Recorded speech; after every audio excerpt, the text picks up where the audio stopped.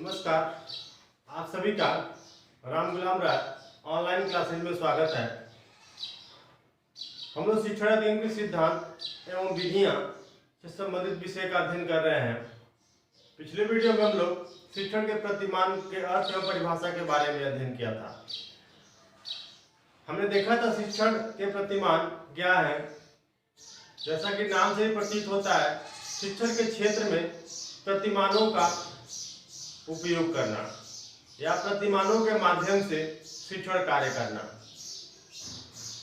शिक्षण क्या है, हमने देखा था कि शिक्षण के माध्यम से छात्र के व्यवहार में ज्ञान, समझ एवं कौशलों के द्वारा उसके व्यवहार का अधिकतम परिमार्जन किया जाता है। और इस व्यवहार के परिमार्जन के लिए, इस अधिकतम व्यवहार के परिमार्जन के लिए ज्ञान, समझ एवं कौशलों के विकास के लिए विभिन्न प्रकार के उपागमों एवं मॉडल्स का सहारा लिया जाता है। उसी तरीके से एक प्रतिमान भी है, यानी कि शिक्षण अपने शिक्षण कार्य को प्रभावशाली बनाने के लिए विभिन्न प्रकार की शिक्षण युक्तियों, शिक्षण व्यूहों और शिक्षण के सिद्धांतों को अपनाता है और अपने शिक्षण कार्य को संचालित करता है। उसी तरीके से शिक्षण के प्रतिमान भी एक शिक्षक को अपने शिक्षण कार्य को प्रभावशाली बनाने का एक माध्यम है। ऐसा माना जाता है कि अभी तक ऐसा कोई भी शिक्षण का सिद्धांत नहीं विकसित हुआ है जो अपने आप में पूर्ण हो तथा सर्वमान्य हो। ये शिक्षक के जो प्रतिमान है उसी सिद्धांतों की ओर ले जाने का प्रयास कर रहे हैं और इस शिक्षण के सिद्धांतों के निर्माण के लिए प्राथमिक सामग्री तथा वैज्ञानिक आधार प्रस्तुत कर रहे हैं। इन प्रतिमानों के आधार पर हम शिक्षण के सिद्धांतों की परिकल्पना कर सकते हैं।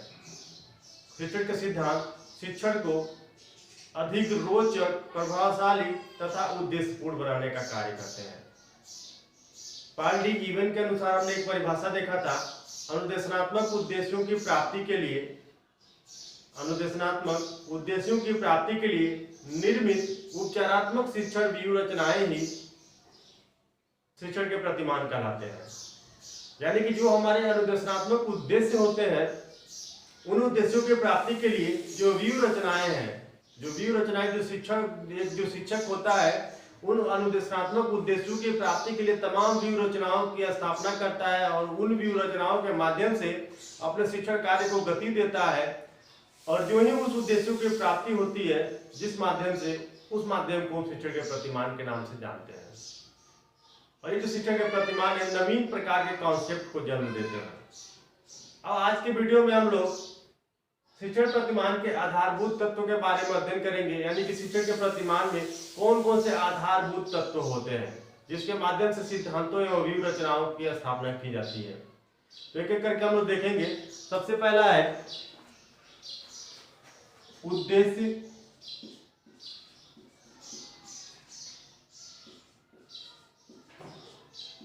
दूसरा है संरचना,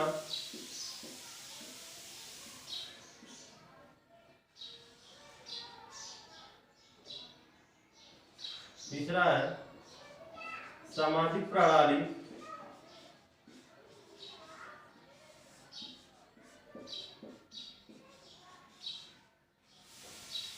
चौथा है मूल्यांकन,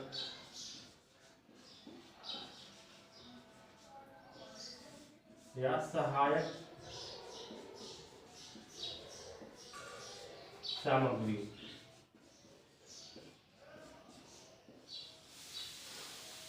एक एक करके हम देखेंगे। शिक्षण के प्रतिमान के आधारभूत तत्व माने जाते हैं। इन्हीं आधारभूत तत्वों को मिला के हम शिक्षण के प्रतिमानों का निर्माण करते हैं। शिक्षण के प्रतिमान से क्या तात्पर्य है, हमने देखा था। प्रतिमान से जो तात्पर्य है वो आदर्श है। प्रतिमान का जो अर्थ है आदर्श रूप में लिया जाता है, यानी कि एक शिक्षण कार्य करते समय विभिन्न आदर्शों को सहारा लेता है या पाठ विषय वस्तु को छोटे छोटे भागों में बांट के उनके आदर्शों को सामने लेके आने का प्रयास करता है, जिससे छात्र उसका अनुकरण करता है और जिसका उसका अधिगम होता है, अधिक से अधिक प्रभावशाली होता है।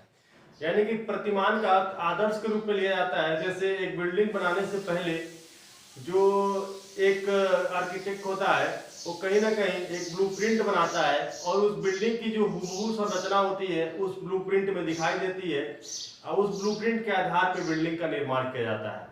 यानी कि जो बिल्डिंग का निर्माण होने वाला है उसका जो कहीं ना कहीं जो रूप है वो एक प्रिंट पे, एक पेज पे दिखाई दे देता है। उसमें कितने कमरे हैं, कितनी कहाँ सीढ़ियाँ रहेंगी, कैसे कैसे अन्य चीजें जो है वो सब उसमें दिखाई देता है। उसी प्रकार से एक शिक्षण कार्य करते समय भी एक जो शिक्षक होता है विभिन्न प्रकार के कहीं ना कहीं ब्लूप्रिंट की रचना करता है, विभिन्न प्रकार के मॉडल्स की रचना करता है। उन मॉडल्स के आधार पर अपने शिक्षण कार्य की गति देता है जिससे उसका शिक्षण कार्य उद्देश्यपरक होता है और प्रभावशाली हो जाता है। इसलिए हम शिक्षण के प्रतिमान के आधारभूत तत्व हम देखेंगे। उद्देश्य होता है, संरचना होता है, सामाजिक प्रणाली होती है, मूल्यांकन होता है। उद्देश्य क्या है?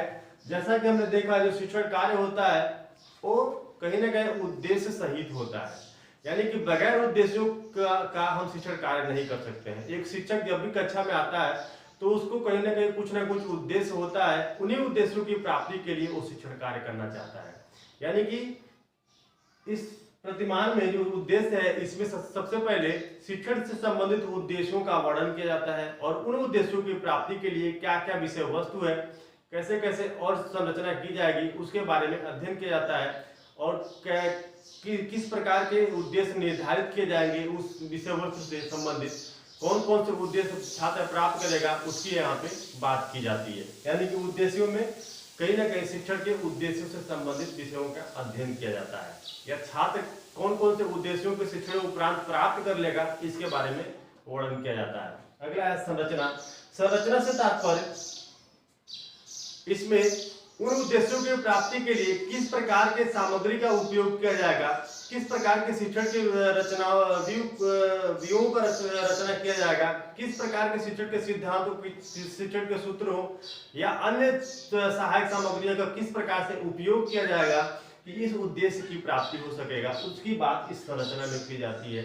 यानी कि एक शिक्षक जो होगा अपने शिक्षण कार्य को प्रभावशाली बनाने के लिए किन किन विधियों का, किन किन सिद्धांतों का, किन किन सूत्रों का सहारा लेते हुए शिक्षण कार्य करेगा, इसकी बात यहाँ पे की जाती है। यानी कि संरचना में शिक्षण के जो आधारभूत संरचनाएं हैं उसके बारे में बात की जाती है।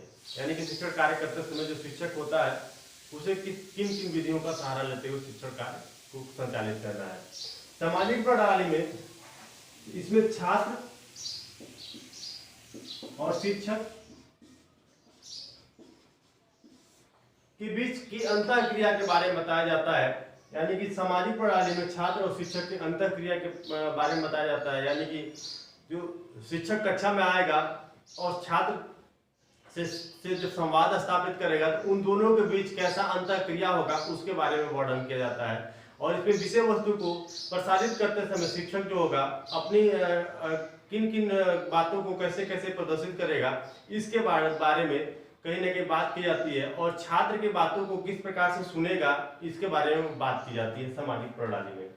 मूल्यांकन से संबंधित यानी कि जो छात्र होता है, एक शिक्षक चाहता है कि अधिकतम जो छात्र है वो उस उद्देश्य को प्राप्त कर ले जिस उद्देश्य की प्राप्ति के लिए शिक्षण कार्य स्टार्ट किया गया। यानी कि जो शिक्षण कार्य है उद्देश्यों की प्राप्ति के लिए किया जाता है। एक शिक्षक चाहता है कि हमारे पढ़ाए गए पाठ को अधिकतम जो है छात्र उस उद्देश्य को प्राप्त कर ले। एक शिक्षक का यह दायित्व होता है वो समय समय पर जानता रहे कि छात्र किन किन उद्देश्यों को प्राप्त कर लिया है। यानी कि इन उद्देश्यों की प्राप्ति कैसे होगा इसका समय समय पर जब मूल्यांकन करते रहा जाएगा तब ये पता चलेगा कि छात्र इन उद्देश्यों को प्राप्ति कर लिया है और इन उद्देश्यों को प्राप्त नहीं कर पाया है। तो इसके लिए शिक्षक क्या करता है, मूल्यांकन से संबंधित कार्य करता है। यानी कि मूल्यांकन से संबंधित कार्य में वो विभिन्न प्रकार के जो पाठ पढ़ाया हुआ है उन पाठ से कहीं ना कहीं प्रश्नों को पूछता है और उन प्रश्नों के माध्यम से वो जानने का प्रयास करता है कि छात्र ने उन उद्देश्य को कितना प्राप्त कर लिया। अगर छात्र उस उद्देश्य को प्राप्त कर लिया है तो शिक्षण कार्य सफल माना जाएगा और लेकिन जो ही शिक्षण कार्य जो छात्र है उस उद्देश्य को प्राप्त नहीं कर पाया है तो निश्चित तौर पे जो शिक्षण कार्य है वो सफल नहीं माना जाएगा और निदानात्मक और उपचारात्मक माध्यम से फिर से हम शिक्षण कार्य करते हैं। और ये मूल्यांकन से संबंधित कार्य करने के बाद ही पता चलता है कि छात्र ने उस उद्देश्य को कितना प्राप्त कर लिया है।